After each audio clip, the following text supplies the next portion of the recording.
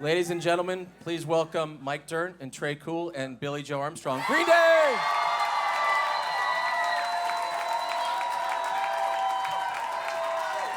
Guys, what's up, Mike? Great to see you again. What's up, Billy Joe? Great to see you. Trey, I saw you the other night. So here's some mics. We're just gonna ask some questions. True or false? So you're getting on a plane here and very soon, correct? Yeah, we're flying out. Oh, thanks a lot, by the way. That was really fun. And whoever was at the Palladium the other night, that was really fun too. That was fun. Yeah, we're getting on a plane. We're playing Berkeley tomorrow at the UC Theater. So. I do want to talk about the Palladium. Like, you guys just ripped through this set, and there were some ones that I was not expecting to hear, and KROQ songs, and it looked like that it was one of your favorite times you've been on stage. That's what I was seeing. How much fun was the Palladium here in LA? It's been a long time since you've played our city. That was the first show we wanted to book for Revolution Radio. Like, I was very, very particular about wanting to come back and play the Palladium because we haven't played there since Halloween of '94. So it was really fun. Mike, I want to go to Mike Dirnt, everybody, right here. I just want to geek out on Revolution Radio for a minute. When you guys decided, all right, it's time to make the album, we're going to do it, was it a long process to get it done, or was it super easy? You mean to actually formulate the thought? Exactly. The thought of doing it. Post thought. Yeah, I think we just waited long enough till it was time, and then we all kind of had the same, anxious look in our eye, and so then it was time. There you go. When you say anxious, is it like, are we going to do good? Are we going to live up to our own standards? What does that mean? I think it's let's just get into a room with our instruments and see what happens. There you go. Stuff. Trey, cool. How are you? Stryker. It's like being Green Day, Mike. Revolution Radio for you, recording this album, it was the same old thing, or was it a different process for you? It was awesome. I got to tune my own drums on this one. So, kind of forgot how to tune my drums for the last 20 years. I had help, but this time I got to tune my drums. All right. When you play Still Breathing, it's a small crowd. It's off the new record, and people are singing it, and I love that freaking song, man. And obviously that feels good. Can you just talk? I want to geek out. Like, did you write that song in 10 minutes, 10 hours? Did you write that thing 20 years ago? How did that come about? It was written about a year and a half ago, and I don't know. It's just one of those songs that kind of came out really natural, and it was. I wouldn't say it was easy to write or anything like that, but it took me about a day. And well, there's some songs that take like 5 minutes. Right. So stop. Perry Farrell was in the studio with me yesterday, and Jane's Addiction just got nominated for the Hall of Fame, and you guys are in the Rock and Roll Hall of Fame. And I asked him, even after all these years, do you feel some sort of validation? He was like, actually, I really do, and I'm curious when the album goes #1. How does that make you feel, not good or bad, but what, like, deep inside when you're sitting by yourself? I don't know. I just look at my family, and like, I think me and Mike and Trey, we have a really strong bond, and we've been through so much together, and so it makes me sort of reflect on the last 29 years or something like that. So it's a really great feeling, and it's an even better feeling to know that we're the youngest inductees into the Rock and Roll Hall of Fame. That is awesome. I strongly recommend getting inducted into the Rock and Roll Hall of Fame for all of you guys out there. It's fucking awesome. One thing that is completely obvious when I watch social media is the support of younger bands, and you've always done that, but you can really voice it in words. You can do it on Instagram, and you're taking a band I like called The Interrupters out with you. Do you feel like it's an obligation to do it, or it's just part of the thing? And Yeah, right now we have Dog Party out with us, so hence the shirt. We like young, inspired people. Musicians that are inspired is a good thing.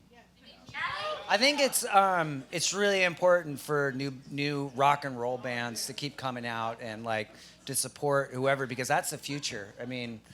I'd like to think that we're getting to that point where it's like, I'm so distracted right now. you don't know, but after the Palladium, we started dating. Oh, good. New bands, support new bands, always. They're the future of punk, they're the future of rock and roll, and no matter what, it's like you hear people that get jaded and they think that things were better back a long time ago or whatever. Not true. There's more bands doing it. There's a lot more garage bands. So support them. Local bands everywhere. I strongly recommend bands that are like, get together, put your own house parties on, get in your garage, invite all your friends, and just create community. That's what it's all about. It's so crazy to me that you guys were like 21 or 22 when Dookie came out, and I said this on stage and I say it on the radio. It's like all of us in one way or another, like when we've grown up, and there's even 15-year-olds that were 0, and now I'm an old man, but in my good times and bad times, what's always there is Green Day, and I've never thought for 1 second that you guys have taken a second off when you're playing in front of people. Like you've never thrown in the towel once, and I'm curious which bands, when you were like in your teens, that you watched or went to see that was like, man, we want to be like that all the time. I don't know. I think it's never really. It's always been about just good bands, and if certain bands start to rest on their laurels or whatever, I try to find people that aren't resting, and usually that means it's younger groups and things like that. So obviously, the Ramones are like a workhorse band. The Rolling Stones, I mean, they played a Desert Trip the other day. I saw footage, and they're better than ever. And they got a new song out, a new album coming out. It's straight up blues, and it's great. So when you worked on this new record, was it a secret that you were making Revolution Radio, or everybody knew about it? Because I feel like, have these guys been working? Was that true or no? No one knew. The record company didn't know. Nobody. We were just in the studio. I think the record company found out in April. So they were like, oh, well, we better get our shit together. And they did. They did. They did a really great job. And it was just the three of us and our engineer, Chris Dugan.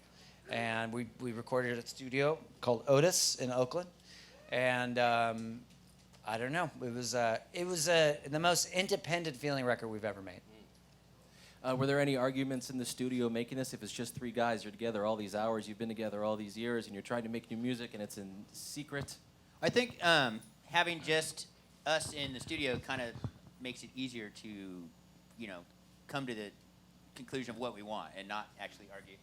Well, sometimes we argue about whether or not somebody made the coffee strong enough. All right, well, listen, I think I'm just going to wrap it up there. I mean, you played, and that was no? All right, hold on. One person gets one question. Come here. Okay, hold on. Okay, you ready? Yes. Go for it. Sorry, I got a brain fart right now. Oh, my God. That's why we're going to wrap it up right there. Actually, I'm going to ask one last thing. I wanted to end on a high note, but I'm gonna go out on this. Let's just say in 30 years, I'm like, yeah, you guys will play night 2 in the desert with Queens of the Stone Age, and then Foos and Chili Peppers play another night, and Arctic Monkeys and No Doubt play another night. Is that something you'd be into? Sure. I got the papers right here then. Well, sure. I mean, we're going to start with playing a stadium in Los Angeles next year, so. Yes. Guys, on that note, we're going to wrap it up. Thank you so much for playing our stage show tonight. Billy Joe Armstrong, Trey Cool, and Mike Dirt. Thank you so much.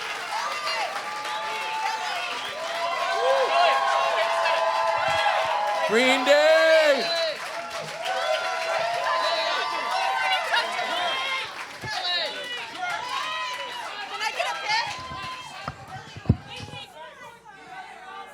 Don't bother taking the set list because we didn't stick to it, so. Once again, they're Green Day at the Red Bull Sound Space. Guys, thanks for being here. What a special afternoon. We really appreciate it, and thanks for the support at KROQ as well. I'm Stryker. Enjoy it. Green Day, everybody, again!